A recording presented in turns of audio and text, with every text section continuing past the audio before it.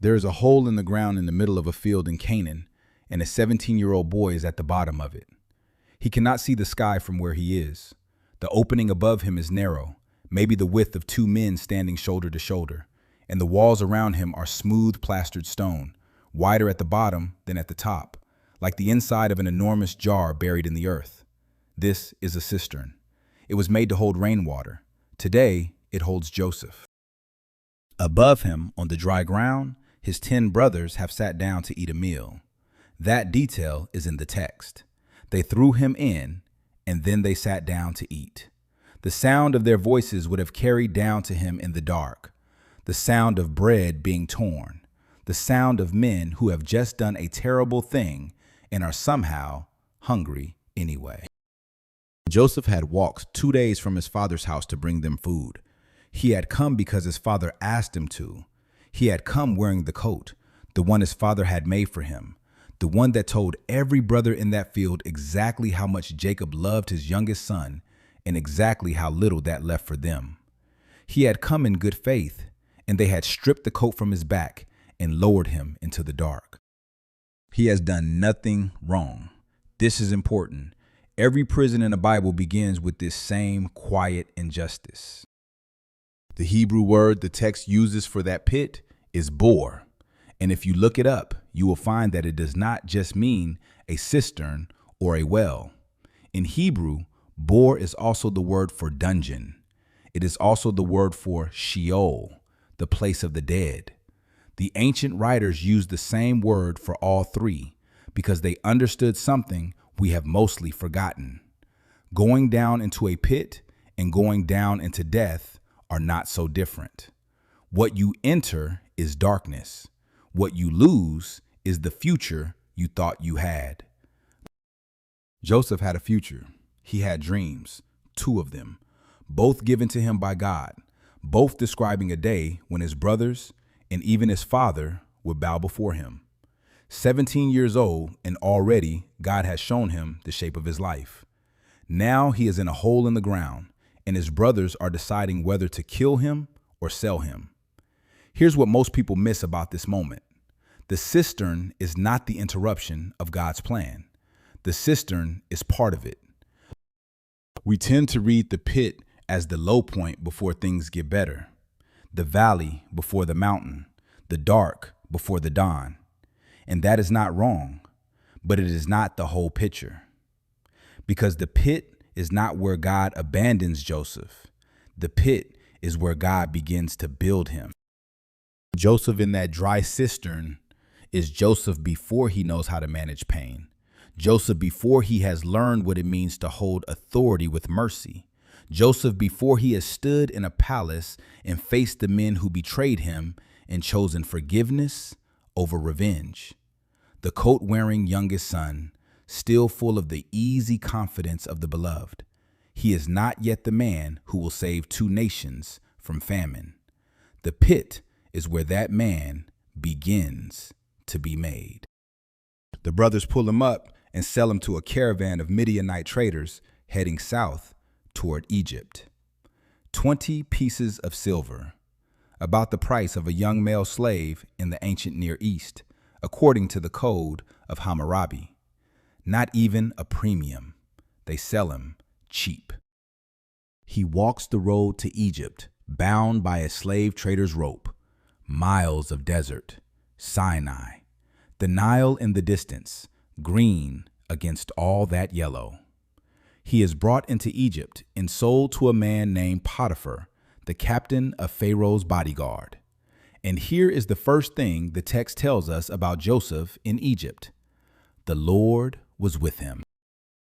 Not eventually the Lord returned to him. Not after he proved himself, the Lord noticed him again.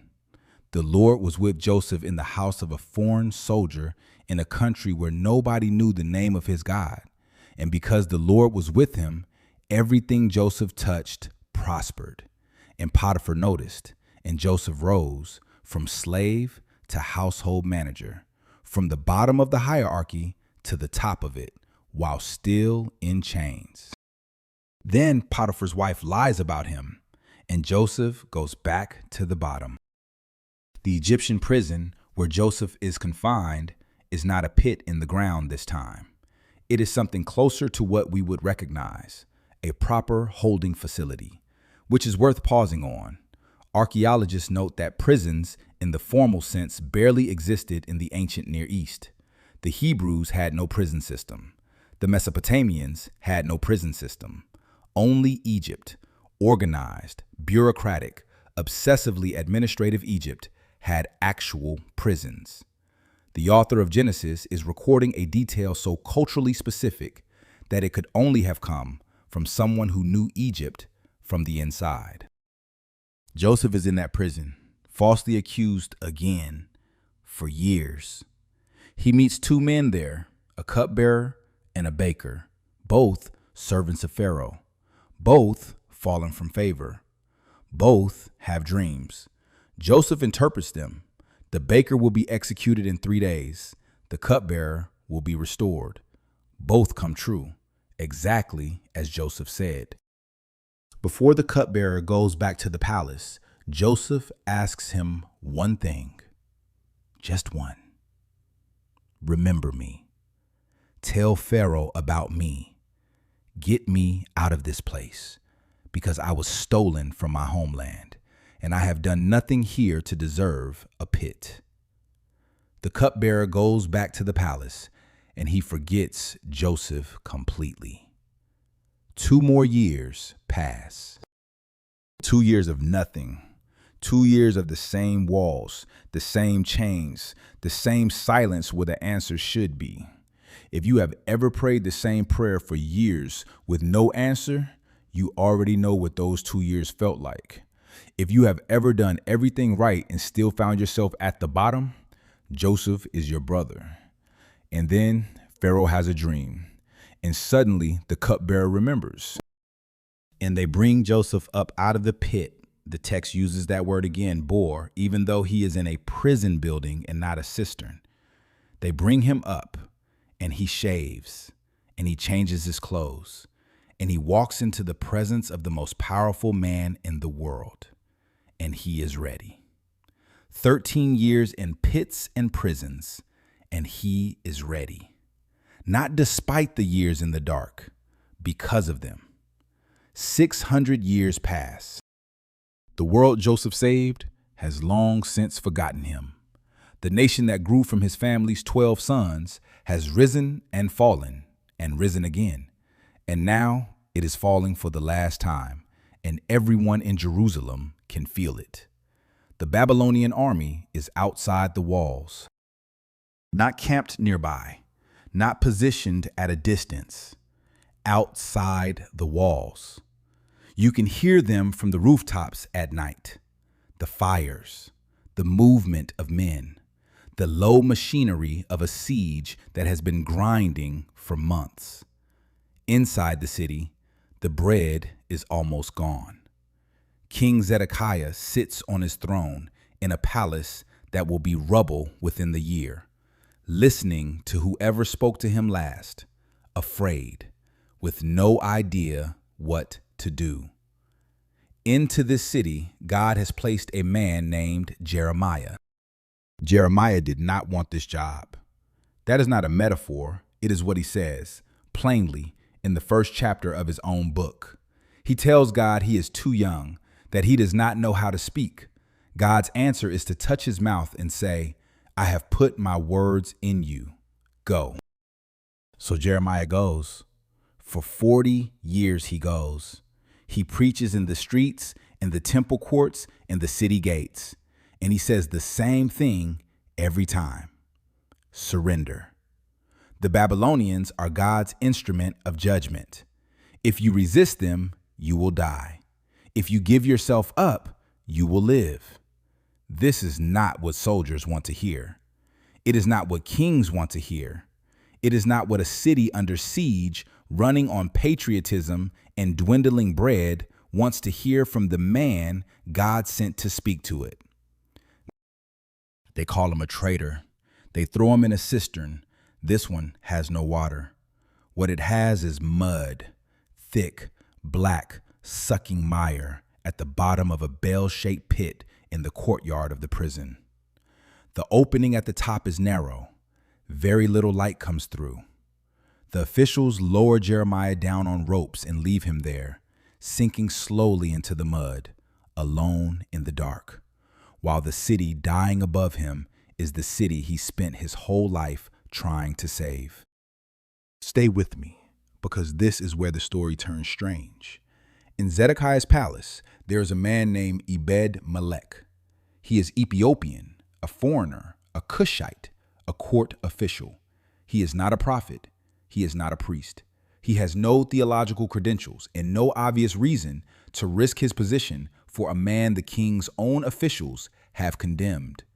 But he hears that Jeremiah is in the cistern, and something in him cannot leave it there. He goes to King Zedekiah, who is holding court at the Benjamin Gate, in public, surrounded by the men who put Jeremiah in the pit. And Ebed-Melech stands up in front of all of them and says, "What these men have done to Jeremiah is evil. He will die down there." It takes courage to say that. It takes a specific kind of courage to say it where the men who did it can hear you. Zedekiah says, "Take 30 men and bring him up." So Ebed-Melech goes to a storeroom under the treasury and finds old rags, worn out clothes. He lowers them into the cistern on the rope, and before they pull Jeremiah up, he calls down into the dark, "Put the rags under your arms, between the rope and your skin, so the rope will not cut you on the way up." The man being pulled out of a pit is a stranger to him. The city is collapsing. His own future is uncertain, and he stops to make sure the ropes will not bruise the arms of the man he is rescuing. That detail does not need a sermon. It speaks for itself, but it gets stranger. Jeremiah is pulled up out of the mud, returned to the courtyard of the guard, and sometime after that, amid all the catastrophe of a city being sacked and burned, and its people marched to Babylon in chains, God gives Jeremiah a private message to deliver. Not to the king, not to the priests, not to the prophets or the generals or any of the significant men of Jerusalem, to Ebed-Melech. God says to the Ethiopian court official, through the prophet he helped pull from a pit with old rags, "Because you trusted me, I will deliver you. You will not fall by the sword. Your life will be your prize." A foreigner, an outsider, a man whose name was not even his own, Ebed-Melech, simply means servant of the king, a title, not a person, and God sees him by name. Here is the pattern beginning to emerge. You can feel it if you are paying attention. Joseph in the pit, innocent, abandoned, forgotten for years, then pulled up. Jeremiah in the mud, faithful, condemned by the people he served, rescued by the last person you would expect, then pulled up. Both men went down into the same Hebrew word, the bore. Both spoke truth that nobody wanted to hear. Both were lowered in by the very people who should have protected them. And both were brought back up, not because circumstances improved, not because the world got kinder, but because God had something left to do through them. Pay attention to this. The pit never wins. In the entire Bible, not once, not one single time does a man or woman go down into the bore at God's direction and stay there. The pit is always a transit point, always a waiting room, always a place where something is being formed in the dark that cannot be formed anywhere else. Jeremiah preaching in the streets of Jerusalem is a voice. Jeremiah sinking into the mud, writing laments from the bottom of a cistern, trusting God in a city that has turned completely against him, that is a life. There is a difference between a voice and a life, and the pit is often where the difference gets made. The city falls, just as Jeremiah said it would. And somewhere in the chaos, in the burning, in the exile, in the long march north to Babylon, an Ethiopian man walks out alive, his life, his prize, because he once stopped to pat a rope with old rags. 400 years pass. Jerusalem has been rebuilt and destroyed and rebuilt again. Rome is now the empire that matters, and Rome has placed a king over Judea, and the king's name is Herod Agrippa I, grandson of the Herod who tried to kill Jesus as an infant. Educated in Rome, fluent in the politics of emperors, a man who understands that in Jerusalem, power is kept by keeping the religious leadership happy. He has James arrested. James, the son of Zebedee, one of the three who stood on the mountain when Jesus was transfigured and saw his face shine like the sun. Herod has him killed with a sword, quickly, efficiently. And when he sees that this pleases the crowds, he arrests Peter. Peter, the fisherman from Galilee, the man who walked on water for about 4 seconds before he sank. The man who said he would never deny Jesus and then did it 3 times before sunrise. The man who ran to the empty tomb and went home wondering. The man who stood up at Pentecost and preached to thousands with the same voice that had, weeks before, been swearing to a servant girl that he had never met Jesus of Nazareth. Herod places Peter in the fortress of Antonia, the Roman garrison built into the northwest corner of the Temple Mount. 16 soldiers guard him, 4 squads of 4, rotating every 3 hours. During each rotation, 2 soldiers are chained directly to Peter, 1 on each wrist. This is not a prison. This is a military problem with a human being at its center. James is already dead. Peter knows this. He knows what morning will bring. He knows the church is praying fervently. The text says fervently in the house of Mary, the mother of John Mark, voices low and urgent through the night. He knows those prayers may not produce what everyone is hoping for. James prayed too. And yet the night before his execution, Peter is asleep. Not pretending to be asleep, not meditating in a posture of calm. Asleep, so deeply asleep that when the angel arrives and the cell fills with light, the angel has to strike him on the side to wake him up.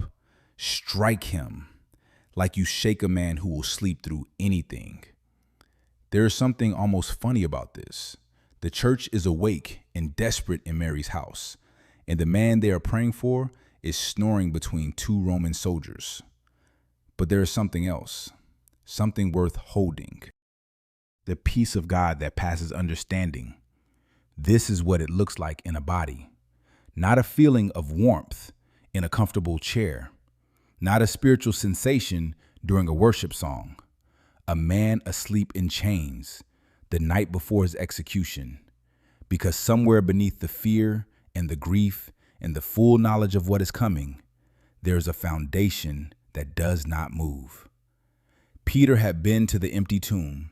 He had eaten fish on a beach with the resurrected Jesus. Whatever was about to happen to his body, he knew where he was going. He sleeps. The angel wakes him. The chains fall off his wrists. Just fall. No key, no file, no explanation. Get dressed. Put on your sandals. Put on your cloak. Follow me. They walk out. Past the first guard. Past the second guard. Through an iron gate that opens by itself, down a street, and then the angel is gone, and Peter is standing alone in the dark city, cold air on his face.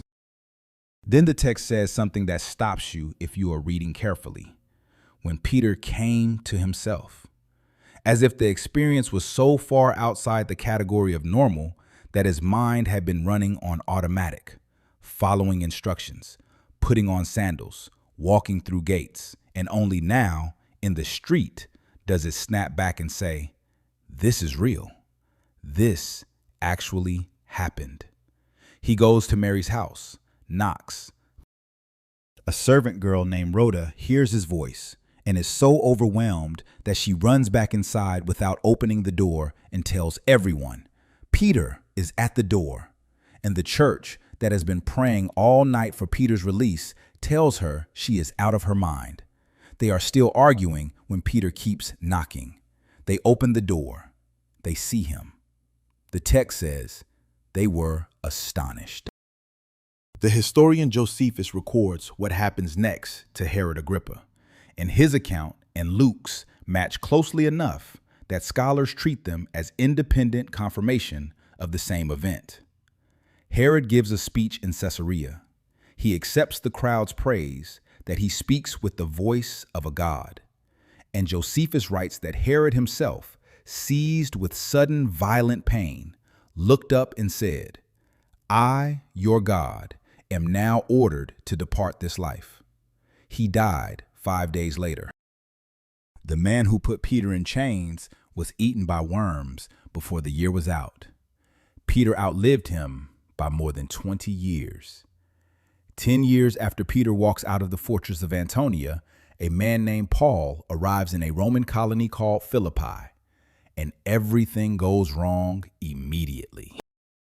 Philippi sits on the Via Egnatia, the great east-west road that connects Rome to the Eastern Empire, the highway that moves armies and merchants and ideas across Macedonia. The city thinks of itself as a small Rome, and it acts accordingly. Roman law is the operating system. The magistrates who run it are men who know exactly what Roman power looks and feels like. Paul and his companion Silas have been in Philippi for several days when the trouble starts. There is a slave girl, unnamed in the text, as the powerless so often are, who has what the Greek calls a pneuma pythona, a spirit of divination. Her owners use her like a market stall.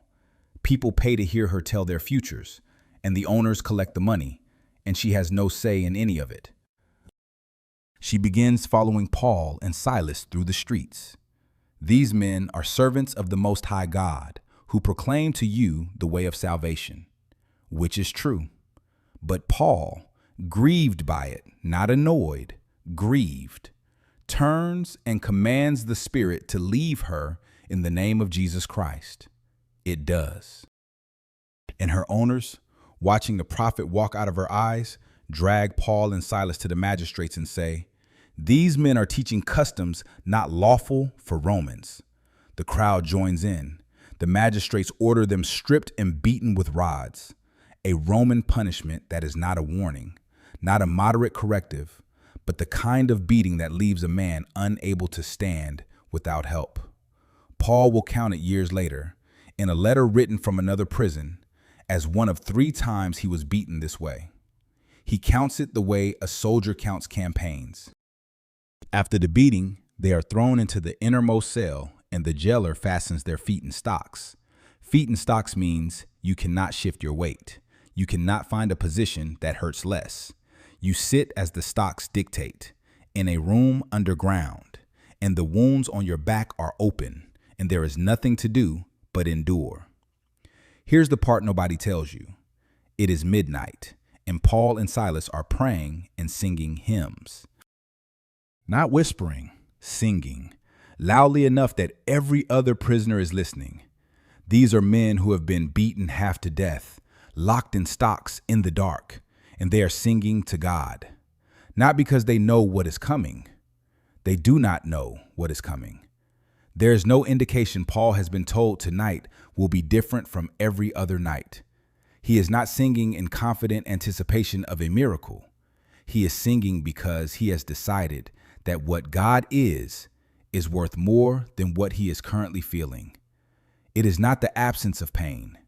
It is the presence of something larger than pain. The other prisoners are listening. Do not pass over that detail. A Roman prison in the first century is not a place of quiet suffering. It is a place of fear and the sounds men make when they have given up. And into that comes the sound of 2 men singing, beaten, bleeding, locked in stocks, singing hymns to a God most of those prisoners have never heard of.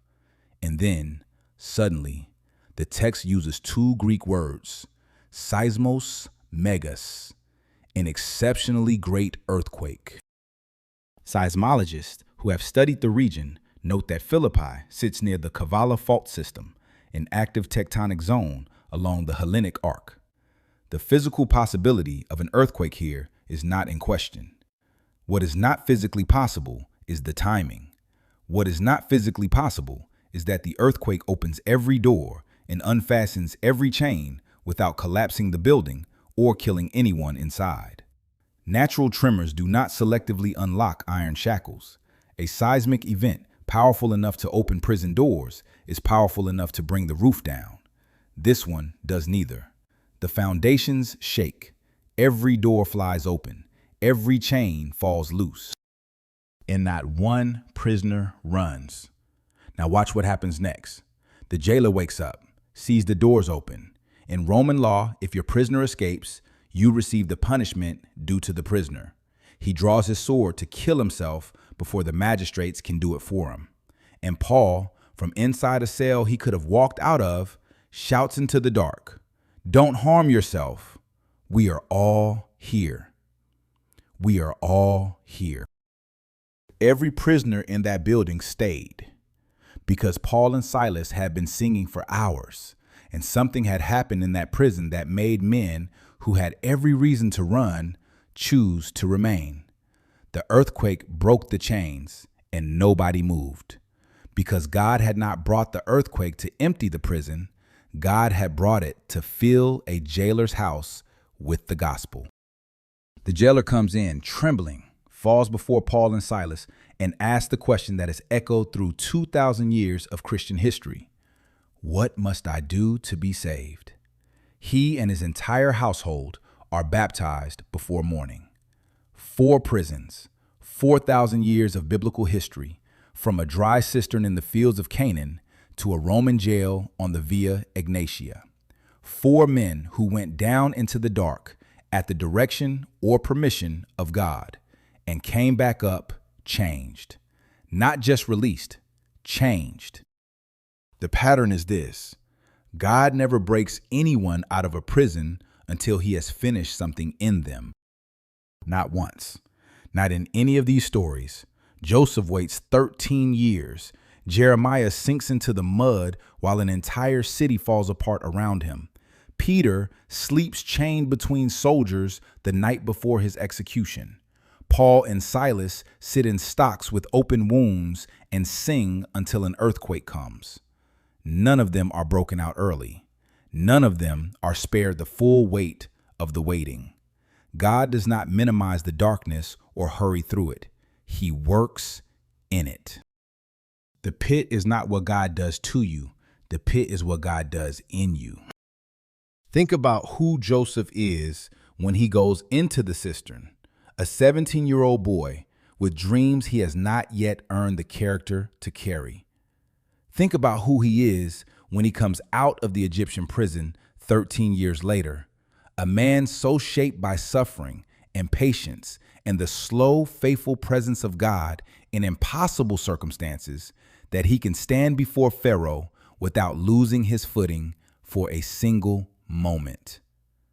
The pit did not take 13 years from Joseph. The pit gave Joseph the 13 years he needed to become the man the dreams required. Think about Jeremiah, lowered into the mud while Jerusalem burns. 40 years of faithful preaching, every warning ignored, every prophecy coming true in the worst possible way. The most faithful failure in the Old Testament. And out of that cistern comes the book of Lamentations. 5 poems of devastating beauty written from the bottom of grief that people who have lost children, buried spouses, watched everything collapse, have been reading for 2,600 years and finding, somehow, that it holds their pain without breaking. That kind of writing does not come from comfort. It comes from the cistern. It comes from a man who has been in the dark long enough to find out what is true when everything false has been stripped away. Think about Peter, sleeping so deeply that an angel has to strike him to wake him. And remember that this is the same Peter who in Gethsemane could not stay awake for 1 hour while Jesus prayed. The same Peter who swore loyalty at dinner and denied it before breakfast. Between that Peter and the Peter sleeping peacefully in chains are a resurrection, a restoration on a beach, a Pentecost, 14 years of leading a church through persecution, the death of his friend James. He is not the same man. The prison does not terrify him because the prison is not the worst thing that can happen to him anymore. The chains are just chains. He sleeps. So here are the three things I want you to take away. The first, every pit in the Bible was a preparation, not a punishment. Joseph was not in the cistern because God was angry with him. Jeremiah was not in the mud because he had failed. Peter was not in chains because his faith was insufficient. Paul was not in stocks because he had taken a wrong turn. Every one of these men was in the dark because God was building something in them that required the dark to build it. This does not mean that every hard season is God's design from the beginning. Some pits are dug by other people's cruelty. Some are dug by your own mistakes. Joseph's brothers dug his out of jealousy. Jeremiah's enemies dug his out of cowardice. Herod dug Peter's out of political calculation. None of these were fair, and God used every single one. He does not require the pit to be just in order to work in it. The second, the silence is not absence. 2 years passed between Joseph interpreting the cupbearer's dream and the cupbearer remembering. 2 years of no answer. He did not stop. There is no record of Joseph falling apart, renouncing his faith, deciding the dreams were a cruel joke. The text simply says, the Lord was with Joseph. Past tense, ongoing, uninterrupted, through all 2 years of silence. And when the door finally opened, Joseph was ready. Not because the wait was short, because the wait was complete. God's silence is not God's absence. It is God's patience. He is not ignoring your prayer. He is answering it in a way that takes longer than you want it, because what he is building in you is larger than what you ask for. The cupbearer forgot Joseph. God did not. The third thing, this is the one to carry out of here. The most powerful thing you can do at midnight in a prison is sing. Not because singing fixes anything, not because it changes the walls or loosens the chains or guarantees an earthquake before morning. Paul and Silas did not sing a formula. They sang because they had decided, somewhere between the beating and the midnight, that God was worth praising, even when praising him cost everything they had left. And that decision, that specific, costly, unreasonable decision to worship in the dark became the hinge on which an entire household's eternity turned. You do not know who is listening. In the room next to yours, in the life adjacent to yours, there are people watching how you carry the weight you are carrying. They are not watching for you to be superhuman. They are not waiting for you to pretend the pain is not real. They are watching to see if what you believe is true enough to hold you when everything else lets go. They are listening, the way those Roman prisoners listened, for the sound of something that should not be possible. Worship rising out of wombs.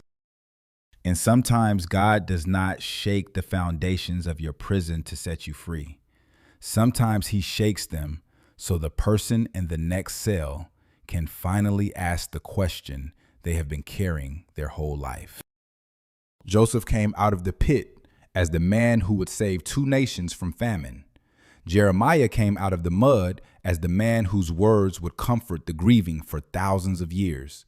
Peter came out of his chains as the man who would write 2 letters that still hold people together when everything else falls apart.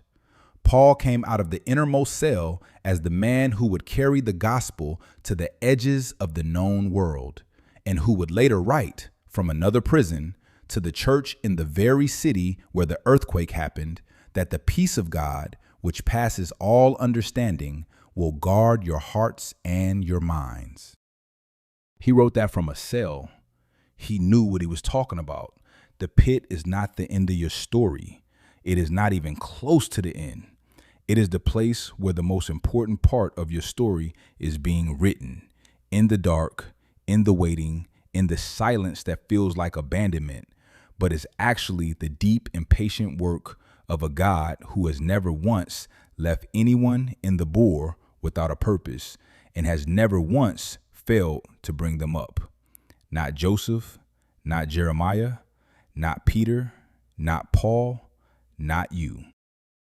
If this video found you in a season that feels like a prison, share it with someone who needs it.